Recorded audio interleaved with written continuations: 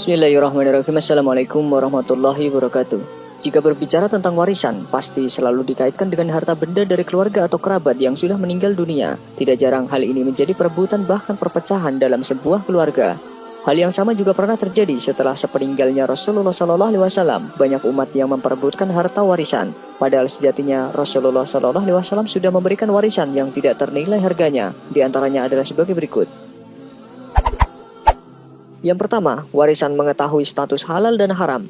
Warisan Rasulullah SAW ini memberikan pengetahuan mengenai pentingnya bagi kita untuk mengenal status halal dan haramnya segala sesuatu, baik itu barang, makanan, ataupun amal perbuatan yang dilakukan selama di dunia ini. Dari Abdullah An-Nu'man bin Bashir radhiyallahu anhu berkata, "Aku mendengar Rasulullah SAW bersabda, sesungguhnya yang halal itu jelas dan yang haram itu jelas, dan di antara keduanya ada perkara yang samar-samar. Kebanyakan manusia tidak mengetahuinya, maka barang siapa menjaga dirinya dari yang samar-samar itu, berarti ia telah menyelamatkan agama dan kehormatannya. Dan barang siapa terjerumus dalam wilayah samar-samar, maka ia telah terjerumus ke dalam wilayah yang haram. Seperti penggembala yang menggembala di sekitar daerah terlarang, maka hampir-hampir dia terjerumus ke dalamnya.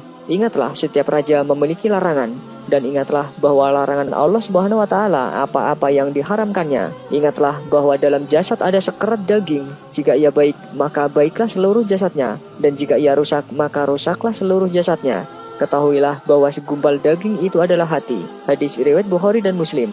Melakukan atau mengkonsumsi perkara yang halal akan menjadikan hidup menjadi lebih berkah dan lebih berbahagia. Berbeda halnya apabila orang tersebut selalu mengkonsumsi hal yang haram, maka neraka adalah tempat yang pantas baginya. Yang kedua, warisan membaca Al-Quran. Al-Quran merupakan kitab yang diturunkan oleh Allah Subhanahu wa Ta'ala kepada Nabi Muhammad SAW sebagai penyempurna kitab terdahulu yang pada akhirnya dijadikan pedoman bagi kehidupan manusia. Maka dari itu penting bagi kita membaca, memahami dan mengamalkan isi dari Al-Quran di dalam kehidupan sehari-hari. Akan tetapi pada saat ini banyak orang yang sudah melalaikan kebiasaan membaca Al-Quran ini. Mereka lebih senang menghafal lirik lagu dan bernyanyi dibandingkan melantunkan ayat Allah Subhanahu wa Ta'ala ini.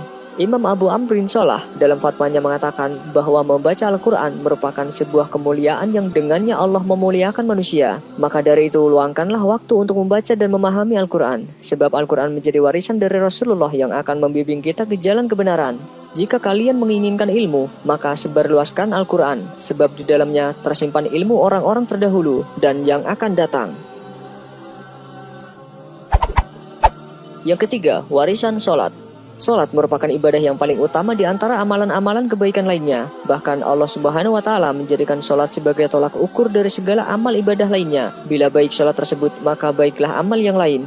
Khalifah Umar bin Khattab pernah berkata, tidak disebut muslim bagi orang yang meninggalkan sholat. Ini beliau katakan di akhir hidup beliau di hadapan para sahabat, dan tidak ada satu orang sahabat pun yang mengingkarinya. Sampai-sampai para ulama mengatakan bahwa para sahabat sepakat akan kafirnya orang yang meninggalkan sholat karena malas-malasan meskipun meyakini wajibnya.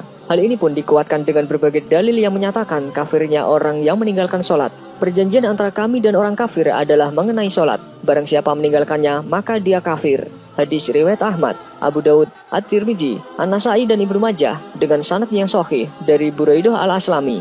Rasulullah SAW memberikan gambaran bahwa orang mukmin yang menjalankan ibadah salat itu seperti orang yang mandi sebanyak 5 kali di waktu pagi, siang, petang, dan malam. Apabila ia senantiasa menjaga kebersihan, maka bersihlah orang tersebut dari noda dan kotoran. Maka dosa-dosanya akan rontok bersama iringan bacaan dan gerakan sholat yang dilakukannya. Siapa saja yang duduk di masjid setelah melaksanakan 2 rakaat sholat subuh sampai ia melaksanakan sholat duha, dan ia tidak berucap kecuali yang baik, maka dosa-dosanya akan diampuni Allah Subhanahu wa Ta'ala, walaupun dosa itu lebih banyak dari buih di lautan. Hadis riwayat Abu Daud.